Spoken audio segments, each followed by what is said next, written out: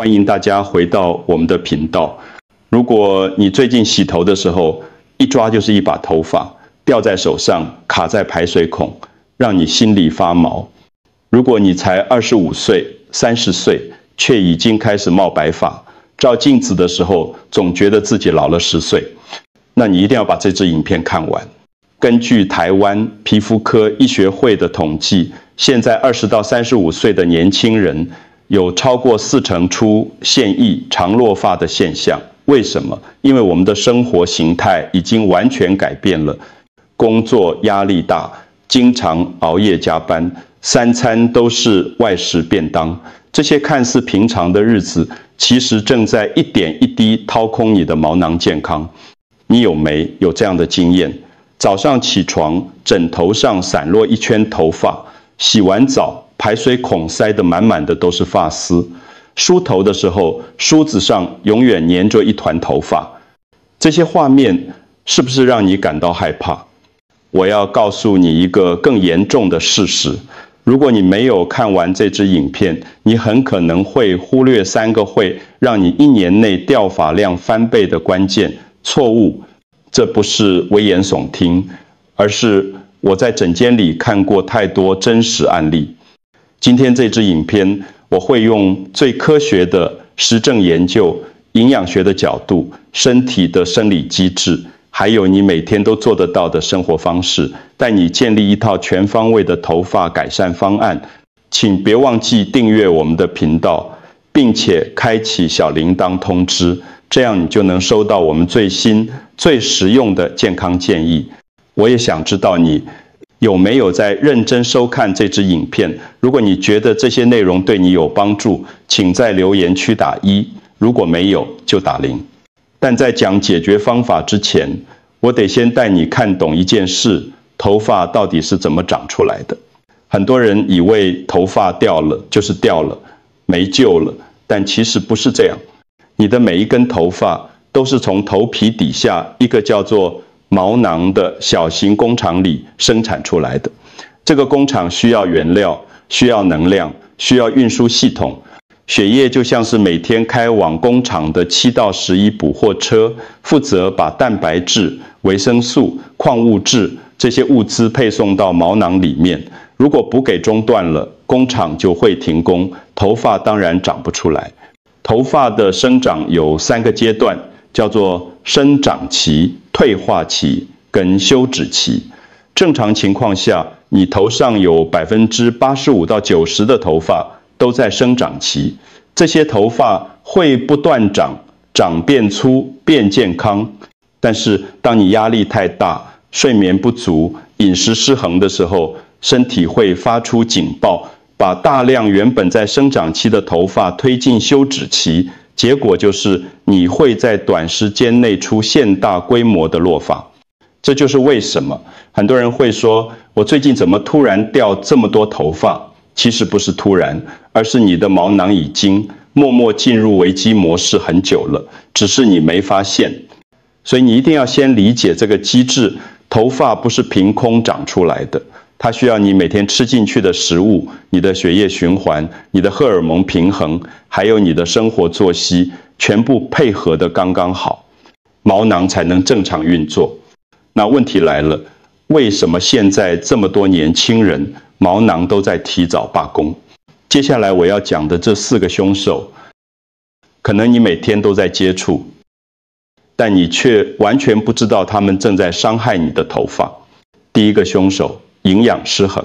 你是外食族吗？每天中午吃便当，晚上吃卤味或咸酥鸡，这些食物通常高油、高盐、高糖，但是缺乏蛋白质、铁质、锌、还有 B 群、镁，有这些营养素。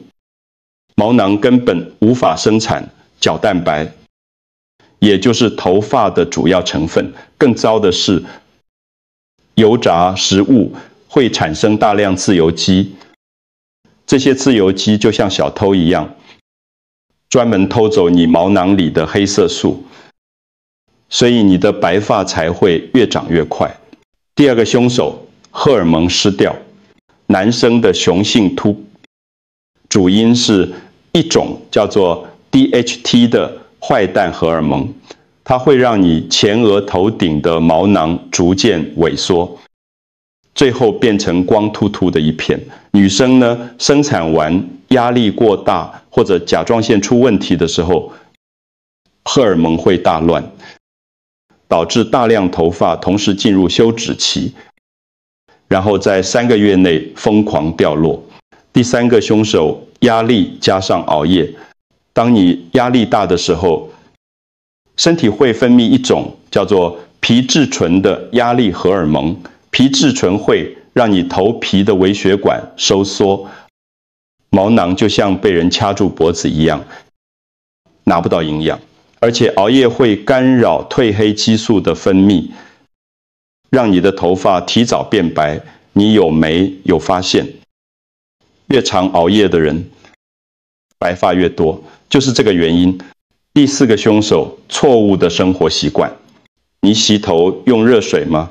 你常常染发烫发吗？你习惯把头发绑成高马尾吗？你吹头发的时候温度开很高吗？这些动作看起来没什么，但长期下来会严重伤害毛囊，再加上台湾的紫外线很强，空气污染严重，你的头发每天都在被氧化、被破坏，变得前枯，容易断裂。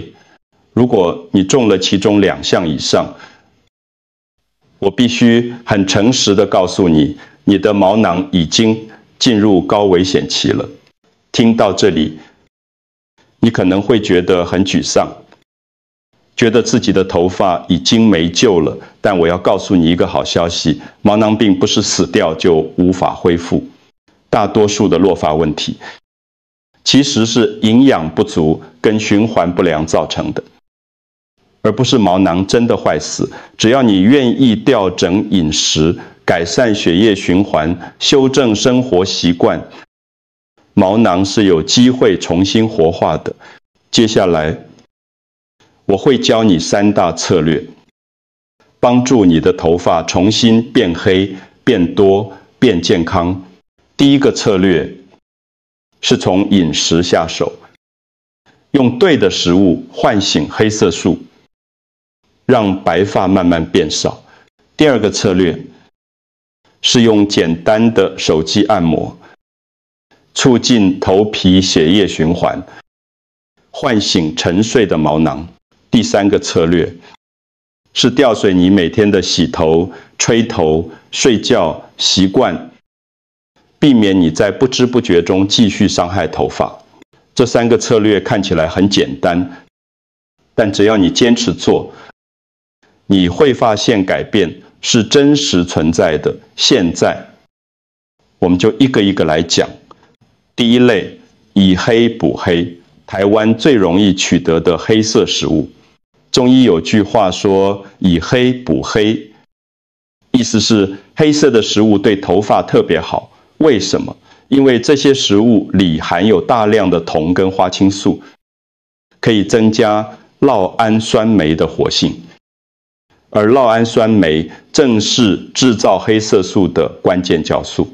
黑芝麻是首选，你可以每天早上吃1汤匙的黑芝麻粉，加在豆浆里，撒在饭上，或者拌进优格里都可以。黑芝麻不只能让头发变黑，还能滋润头皮，减少头皮屑。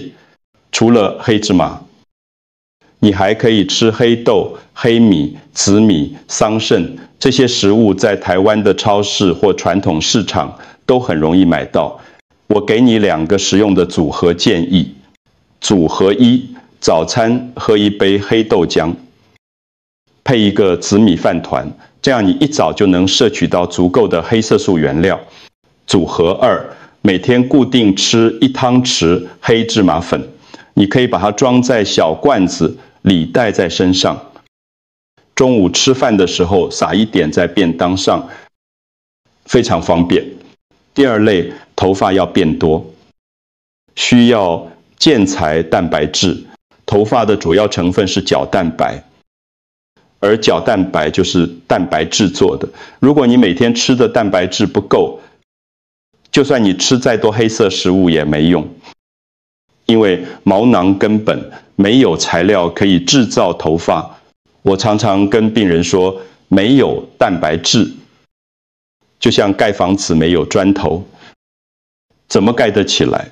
所以你每一餐都要吃到至少1个手掌大小的蛋白质，可以是鸡胸肉、鲑鱼、鸡蛋、豆腐、瘦肉，选你喜欢的就好。外食族也不用担心，便当店的主菜通常都有足够的蛋白质，你只要记得点鸡、腿、鱼、肉或者卤蛋就可以了。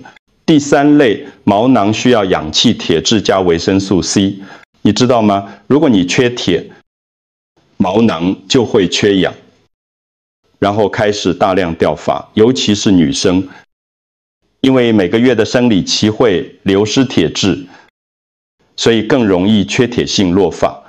富含铁质的食物有猪、肝、鸭血、红肉，还有黑木耳，但光吃铁质还不够，你还要搭配维生素 C， 因为维生素 C 可以帮助铁质吸收，所以我建议你吃完猪肝或鸭血之后，再吃1颗奇异果，或者喝1杯柳橙汁，吸收效果会更好。第4类 ，B 群毛囊代谢的交通警察。B 群维生素在毛囊的新陈代谢过程中扮演非常重要的角色，没有 B 群，毛囊就无法正常运作，头发自然长不好。富含 B 群的食物包括糙米、燕麦、坚果、海有参、绿色蔬菜，像是菠菜、地瓜叶。这里我教你一个台湾人最容易做到的方法，把白饭换成地瓜。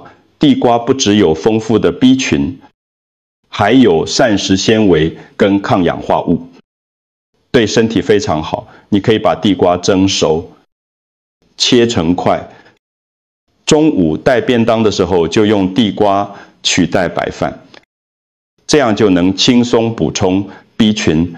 第5类 Omega-3 头皮的抗发炎润滑油。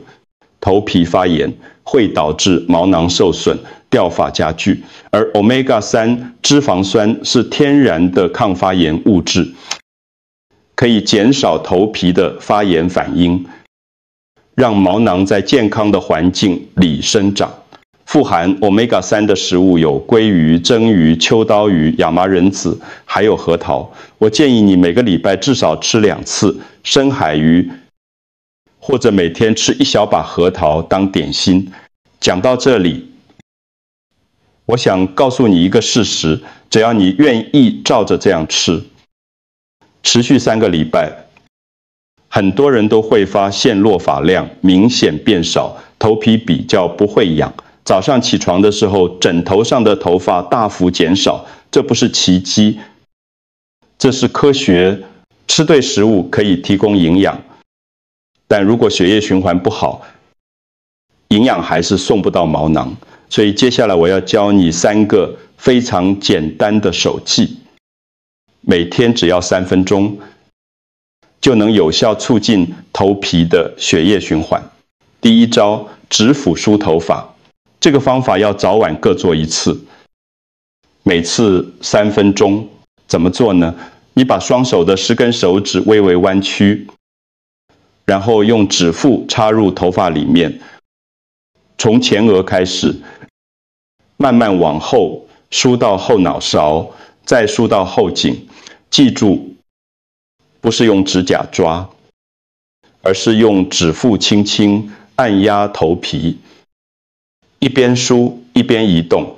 你要梳100下，速度不用快，慢慢来，让手指在头皮上停留久一点。